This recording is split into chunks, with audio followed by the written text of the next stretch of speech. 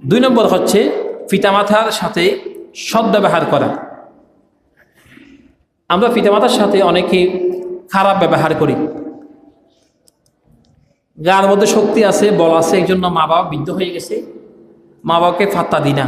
কথা বললে, বৃদ্ধ হয়ে গেলে মা বাবার মাথাটা একটু লুজ হয়ে যায়, হালকা হালকা আগের থেকে স্বয়ংসম্পূর্ণ। আমি যেমন ছিলাম, আমার বাবু ওই সময় একরকম তেমন ছিল, কিন্তু এক সময় এখন যখন মা বাবার হায়াত যখন একটু বেশি হয়ে গেছে, তখন ছোটদের মতো হয়ে গেছে, একটু আলস হয়ে গেছে, তেমন তেমন কেমন কেমন যেন কথা বলতে একটু একটু আমার সাথে মিলে না। তাই বলে আপনি আপনার মা বাবাকে ধমক দিয়ে কথা বলবেন? আল্লাহ তাআলা বললেন, ধমক দিয়ে কথা বলিও না, যেহেতু তুমিও একসময় এদের মতো হয়ে যাবে।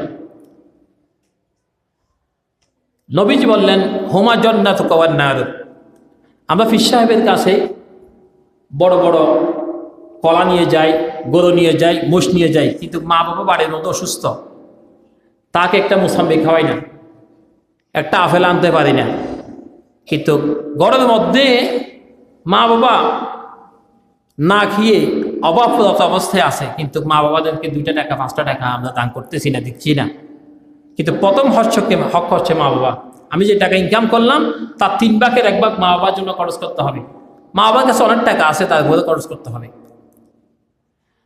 মূসা আলাইহিস সালাতু ওয়াস সালাম একদিন আল্লাহ সুবহানাহু ওয়া তাআলাকে বললেন, রব্বুল আলামিন, আমি তো এই জমানার পয়গম্বর নবী, তা আমার সাথে জান্নাতে কে যাবে আপনি বলুন তো, আমার সাথে কে হবে?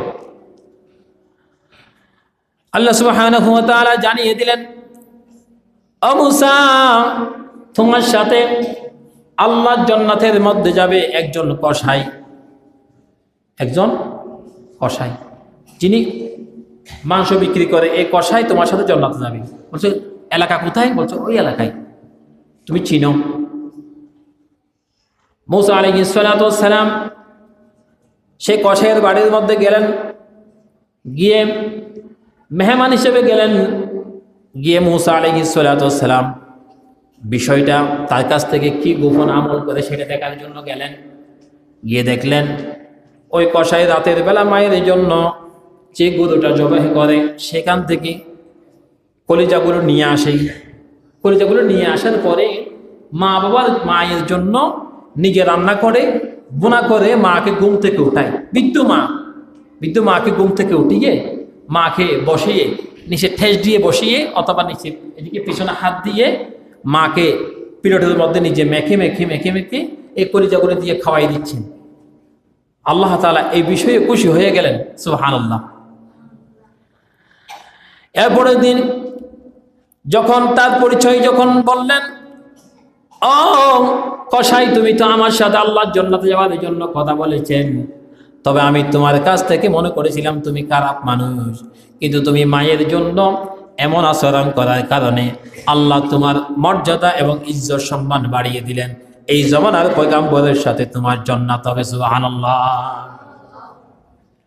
এটা তো ভালোটা বললাম, খারাপটা হচ্ছে বনি ইসরাইলের নবীর নাম হচ্ছে মূসা। কি নাম? মূসা আলাইহিস সালাতু ওয়াস সালাম। এই বনি ইসরাইলের আরেকজন লোক ছিল যার নাম জুরাইজ। কি নাম? জুরাইজ। উনি অনেক আবেদ লোক ছিল, খুব মর্যাদার মধ্যে উচ্চ মর্যাদা মানুষ ছিল, কিন্তু তিনি একটি খানাকা বানিয়েছেন, সেখানে ইবাদত বন্দেগী করতেন। মা তাকে একবার ডাকলেন, তিনি নামাজরত অবস্থায় ছিলেন, জবাব দিতে পারলেন না। আবার ডাকলেন, এরকম ডাকতে ডাকতে 3 দিন পর্যন্ত ডাকলেন, জুরাইজ কথা বলে না। ওনার নামাজ শেষ হয়, মা চলে আসে। তো মা দুঃখ করে আক্ষেপ করে বললেন, তোমাকে যাতে তুমি যত ইবাদত করতেছ এটা শিক্ষার জন্য আল্লাহ তোমাকে এমন একজন নিকৃষ্ট মহিলাকে দিয়ে, তোমাকে একটা অপবাদ দিয়ে আল্লাহ যাতে আমার শাস্তি দিয়ে আমাকে দেখায়। কিছুদিন পরে একজন রাখাল ছিল, গরু চড়াইতো, তার সাথে একটা মহিলার সাথে জানা হয়েছে, নাউজুবিল্লাহ মিন যালিক। এই জানাহের কারণে একটা বাচ্চা পেটের মধ্যে চলে এসেছে। তো কিছুদিন পরে জিজ্ঞেস করলেন, বাচ্চা যখন আসলো মেয়ের পেটের মধ্যে, মানুষেরা জানাজানি করতেছে কি তোমার বাচ্চা, তোমার তো বিয়ে হয় নাই, বাচ্চা কীভাবে হয়েছে? তো উনি বললেন যে মানুষেরা শিখিয়ে দিয়েছিল, যিনি গরু রাখাল ছিল তিনি শিখিয়ে দিয়েছিলেন, তোমাকে আমি টাকা দিব, তুমি শুধুমাত্র বলবা যে ওই যে উপরে যে খানকার মধ্যে যে নামাজ পড়তেছে সেই যাতে তোমার সাথে খারাপ করেছে সেটা বলবা। নাউজুবিল্লাহি মিন যালিক। তো বলার পরে বাচ্চা, এখন তো সবাই তো একটা অপবাদ দিয়ে ফেলছে, অপবাদ দেওয়ার পরে সবাই বিষয়টা জানতে পারলেন। বিষয়টা জানার পরে তিনি বললেন, আচ্ছা ঠিক আছে, সন্তানটা আগে পৃথিবীর মধ্যে আসুক। সন্তানটা পৃথিবীতে আসার পরে কয়েকদিনের মধ্যে আসার সাথে সাথে বলছে জুরাইস আমার সাথে, কিন্তু জুরাইসকে কিন্তু মারধর করেছে, ওই এলাকার মানুষেরা মারধর করেছে, বলছে তোমাকে তো মনে করছিলাম অনেক ভালো মানুষ, কিন্তু তুমি যে কাজটা করেছো অত্যন্ত দীর্ঘ কাজ করেছো, ছোট কাজ করেছো। বলছে আমি করি নাই। বলছে প্রমাণ কি? বলছে তাহলে সন্তানটা পৃথিবীতে আসুক, উনি আসলে তোমাদেরকে প্রমাণ দিবেন। তো আমরা চুরি করলে বা ডাকাতি করলে আগে রাস্তার মধ্যে সবাই মিলে এই চুর বললে সবাই মারধর করি, পরে হচ্ছে বিচার। তো ওনার বিচারটা আগে করে ফেলেছেন। এরপরে বললেন যে সন্তান যখন পৃথিবীতে আসলেন তখন বলছেন জুরাইস আমার পিতা নয়, আমার পিতা হচ্ছে ওই যে যিনি গরু ছড়ায় রাখাল ছিল তিনি। সুবহানাল্লাহ বলবেন না? তাহলে আল্লাহ সমস্ত মানুষদেরকে এরকম করে শিক্ষা দেন, জানিয়ে দেন। এটাই বলতে চেয়েছিলাম।